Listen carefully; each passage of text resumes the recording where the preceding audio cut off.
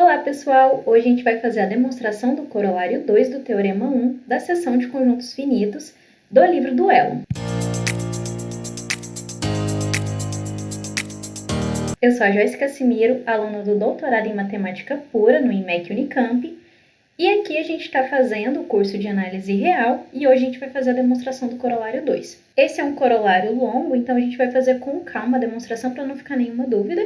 Mas qualquer dúvida que ainda passar despercebida aqui, deixa aí nos comentários. Então, pessoal, antes, vamos só ver o enunciado e entender o que esse enunciado está querendo falar pra gente, e aí depois a gente começa a demonstração.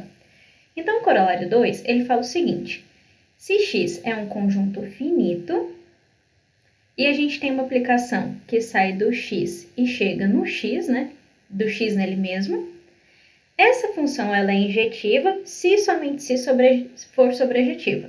Então, o que a gente tem que fazer é mostrar que se ela for injetiva, ela vai ser sobrejetiva. E, caso a gente já saiba que ela é sobrejetora, então ela terá que ser injetora. Então, beleza. Como eu falei, antes da gente ir para a demonstração, a gente vai entender o que isso aqui está dizendo para ver se fica um pouco mais claro onde a gente quer chegar, né? E se vocês já se convencem do enunciado que isso aqui faz sentido. Se a gente tem uma função do cara nele mesmo, ser injetora implica que é sobrejetora e ser sobrejetora implica que é injetora. Ok, então vamos lá. Se a gente começa daqui, vamos supor que a gente tem aqui uma função que a priori já é injetora. Tem como essa função não ser sobrejetora? Então vamos tentar fazer um desenho para ver se a gente consegue fazer isso aqui dar errado. Se eu quisesse que ela não fosse sobrejetora, aqui no contradomínio, teria que sobrar alguém que não é imagem. Ou seja, aqui eu deixei sobrando o E. Ok? Então, o que eu fiz foi, eu peguei o A, levei no A, peguei o B, levei no A, peguei o C, levei no B, peguei o D, levei no C, peguei o E e levei no D. Então, aqui sobrou alguém. Mas peraí, para sobrar alguém, significa que dois elementos daqui vão ter que ser levados no mesmo carinho, porque olha só, eu estou fazendo de x em x. Mas se eu faço isso, essa função deixa de ser injetora, porque olha só, esses dois caras têm a mesma imagem e eles são dois elementos diferentes. Então, peraí, se eu tenho que é injetora e eu estava tentando ver aqui se existia a possibilidade dela não ser sobrejetiva, para que ela não fosse sobrejetora, eu acabei atrapalhando o fato dela ser injetora. Eu acabei chegando num absurdo, né? Aqui não é uma demonstração, mas é só para a gente entender a ideia. Agora vamos ver o que aconteceria se a gente tivesse o contrário. Eu tenho uma função sobrejetora, e aí vamos ver se tem como fazer para que essa função não seja injetora. Tudo bem, agora vamos ver o outro caso. Se a gente começa com uma função que a gente sabe que é sobrejetora e está saindo de x em x, será que essa função vai ter que ser injetiva? Vamos só tentar visualizar o que acontece aqui. Se, por hipótese, ela é sobrejetiva, então todo mundo que está do lado de cá tem que receber uma seta, né? Porque ser sobrejetor é isso, significa que a imagem é igual ao contradomínio. E o contradomínio é o x. Então, todo mundo de x tem que ganhar uma setinha. Beleza? Mas aí, se todo mundo aqui recebe uma setinha, essa setinha tem que vir de algum lugar, tem que vir dos elementos que estão do lado de cá. Só que se para cada um daqui eu pego um daqui para chegar lá, e esse aqui é o próprio x, né? É dele nele mesmo, então essa função acabaria sendo injetora. Aí beleza, não, Joyce, mas espera aí, a gente não pensou direito, vamos tentar forçar a barra. Todo mundo aqui vai ganhar uma setinha, só que aí a gente pode fazer com que o mesmo carinha vá para dois elementos diferentes. Essa é uma pergunta que já me fizeram em aula, mas aí tem que lembrar que aqui não é função parametrizada, não é nada disso. Isso aqui é função, não é curva parametrizada. Então, eu não posso ter, por exemplo, que o D é elevado no D e o D é elevado no E, porque isso aqui não caracteriza função. Então, se vocês não lembram disso, volta lá no exercício, no vídeo de revisão de funções. Então, porque se a gente pensasse no gráfico, esse aqui é o D, e aí eu estou falando que a imagem do D é o próprio D e também é o E. Então, para o D ele teria duas imagens, a gente não existe isso, não existe gráfico assim, né? Com um ponto em cima do outro. Gráfico de função não pode ser assim, tá? A gente pode ter dois carinhas aqui chegando no mesmo lugar. Mais de dois até, né? Assim a gente pode ter. Agora, assim para cima, não pode, tá? Então, isso aqui não é função. Então, por isso que não dá certo.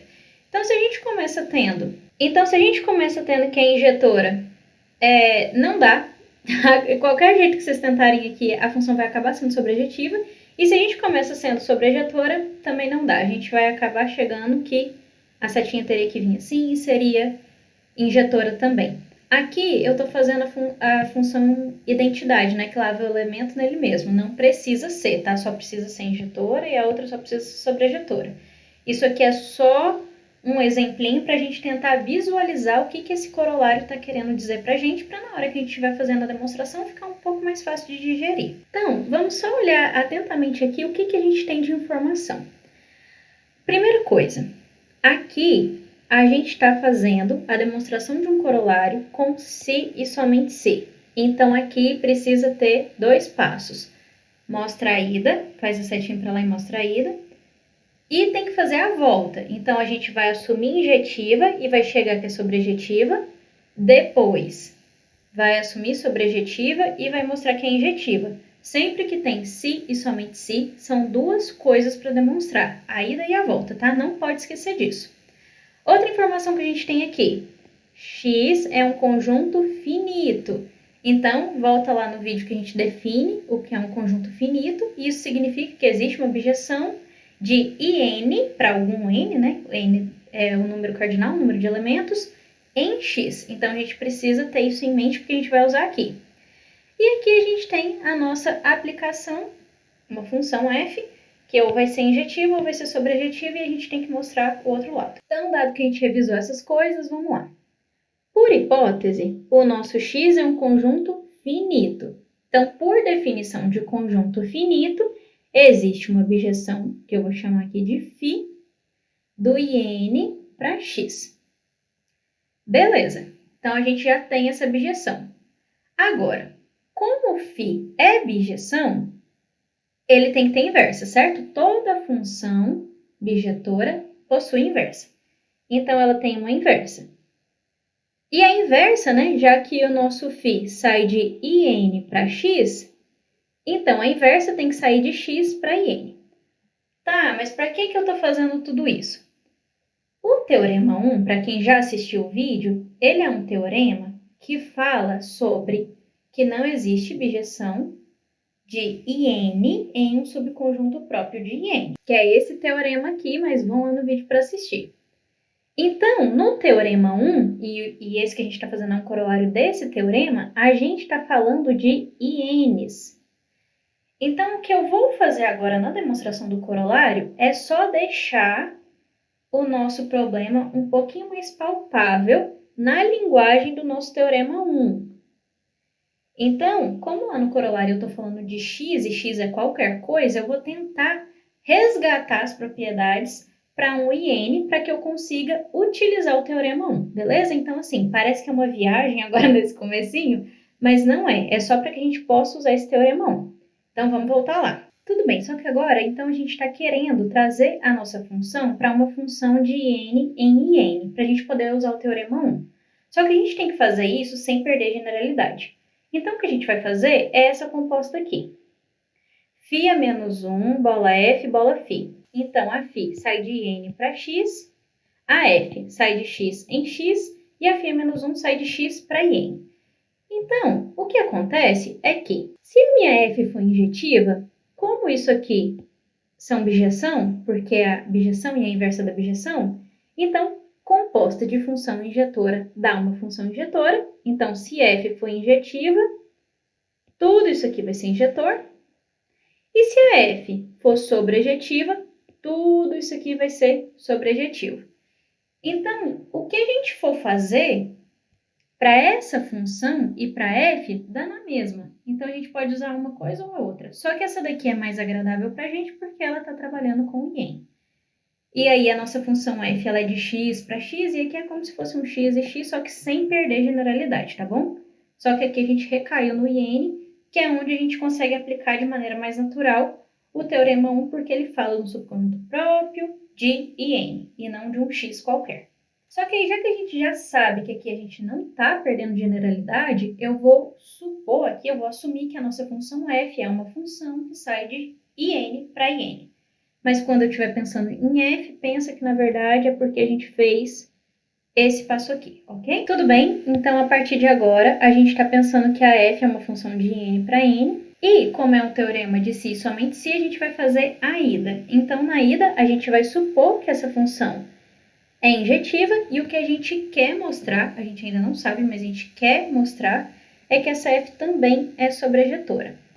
Para ser sobrejetora, tem maneiras de fazer a demonstração. A gente pode pegar os caras daqui e falar que todo mundo daqui tem um representante lá no domínio, ou a gente pode mostrar que a imagem coincide com o contradomínio. Então, todo mundo que ganha setinha aqui, nada mais é do que o conjunto inteiro, né? O contradomínio todo. Aqui a gente vai usar essa estratégia, que a imagem de IN pela F é todo o IN, ou seja, o contradomínio e imagem coincidem. Então, vamos lá, o que a gente vai fazer? A gente vai pegar como sendo a imagem de IN pela F. Então, a gente tem uma F saindo aqui. E aí, a imagem é todo mundo que ganha uma setinha, certo? Então, por exemplo, para esse desenho aqui, a nossa imagem nada mais é do que esse conjuntinho rosa aqui.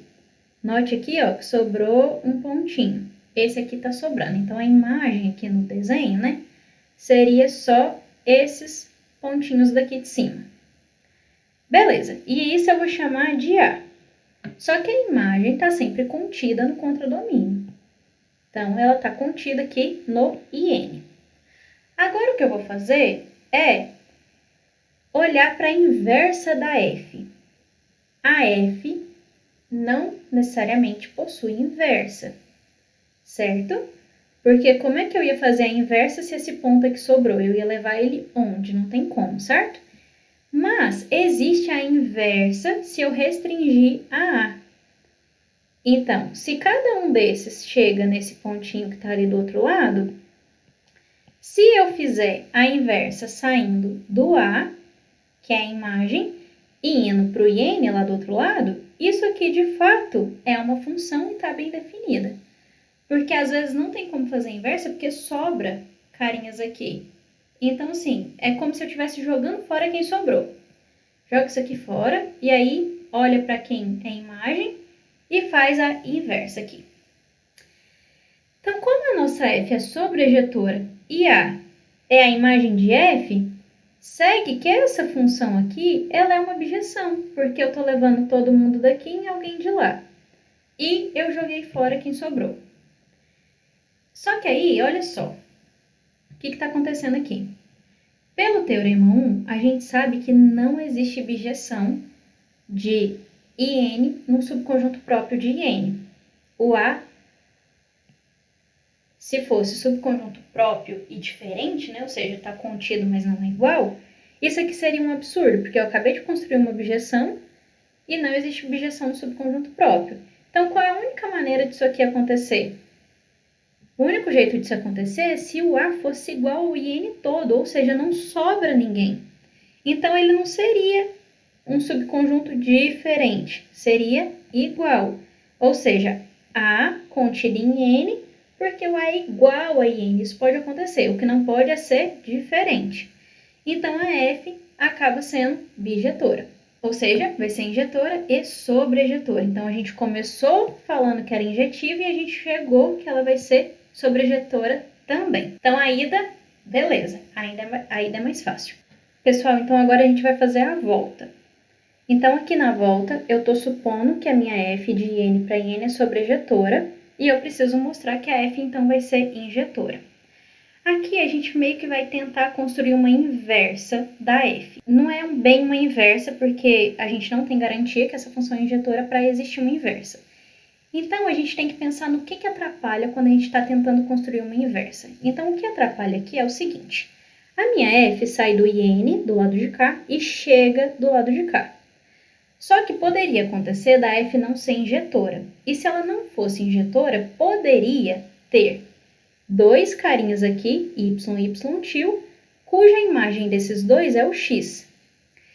Então, na hora que eu fosse tentar fazer uma F a menos 1, o que seria o problema que ia acontecer aqui? eu tenho um x aqui, e na hora de voltar, eu não sei quem eu escolho, eu coloco y tio ou y, porque eu tenho duas opções. E é aí que não dá para fazer uma inversa. Mas a gente pode tentar contornar esse problema e jogar um deles fora. Então, por exemplo, eu achei o y mais simpático. Então, eu vou construir uma função que é como se fosse uma inversa, vou chamar ela de g. E aí, já que eu tenho dois carinhas que são levados em x pela f, na hora de voltar eu vou escolher o que eu achei mais bonito, que foi o y, e aí eu vou falar que g de x é o y. Então eu tenho que escolher um deles, e o outro eu jogo fora, ok? Mas isso não é uma inversa, é só para a gente tentar entender o que dá problema na hora de fazer uma inversa, e aí a gente vai contornar esse problema construindo uma outra função, dando essa engambelada aqui de jogar fora os carinhas que passaram aqui, que estão sobrando. Lembrando que para ser função eu não posso ter que g de x é y e também é y tio, isso não classifica função, ok? Então quem tiver com dúvida nisso, volta lá no vídeo aqui dessa playlist de revisão de funções, que lá eu explico essa parte. Então beleza, aqui o que a gente vai fazer é, então, para cada x aqui, né, no contradomínio da nossa f, como a nossa função é sobrejetora, existe alguém aqui no domínio, existe alguém do lado de cá, que é levado no x, ou seja, que f de y tio é o x. Aqui eu só estou falando que existe alguém, mas pode ser mais de um, que nem nesse desenho. Aí, para definir a nossa g, o que eu vou fazer é, eu vou escolher alguém desse lado, tal que esse lado é elevado no x, e aí eu vou escolher um dos dois para que eu faça g de x como sendo o cara que eu escolhi, que no caso aqui foi o y. Então, vocês entenderam? A nossa f pode levar 2, 3, 4 pontos no mesmo. Eu vou definir uma função voltando, pela qual eu escolho um desses caras que chegou em x para ser a imagem. Tem que escolher um só, porque senão não vai ser função.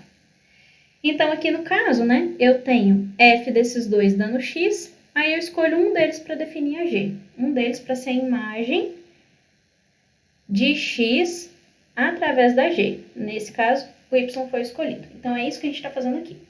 Aí eu tenho que reparar que a f de y dá o x, então eu pego de y para x, e a g me volta para o y. Então, eu vou e volto, como se fosse uma inversa. Só não é uma inversa, porque esse cara aqui também vai lá, só que na hora de voltar, ele vai voltar para o y e não para o y tio. E aí, o que está acontecendo aqui? Se eu aplicar a g e depois aplicar a f, o que eu vou ter? O g de x, do jeito que a gente escolheu, é o y. E a f de y dá o x. Então, o que eu tenho aqui? F de g de x é x. E essa função, ela é uma função injetiva. E por que ela é injetiva? Vamos supor que a gente tem caras diferentes aqui no IN, tal que a imagem deles pela G dá sempre o mesmo Y. Então, a gente tem dois caras aqui que estão indo em Y. Se a gente estiver assumindo isso, o que a gente obtém é que isso aqui é Y, isso aqui é Y. Se eu aplico a F aqui, a F desse cara vai dar x1 e a desse vai dar x2, por causa disso aqui, né? F da g de x dá o próprio x. Então, f da g de x1 dá x1, f da g de x2 dá x2. Certo? Só que esse cara aqui é o y e esse cara aqui é o y, ok? Então, isso aqui tá dando x1, isso aqui tá dando x2. Só que aí eu tenho f de y igual a x1, f de y igual a x2. Então, peraí. F é uma função. Para que o mesmo cara tenha duas imagens, isso não acontece, isso é impossível. Então, o único jeito disso aqui valer matematicamente é se o x1 e o x2 forem iguais. Então, como a f é função, esses dois vão ter que ser iguais.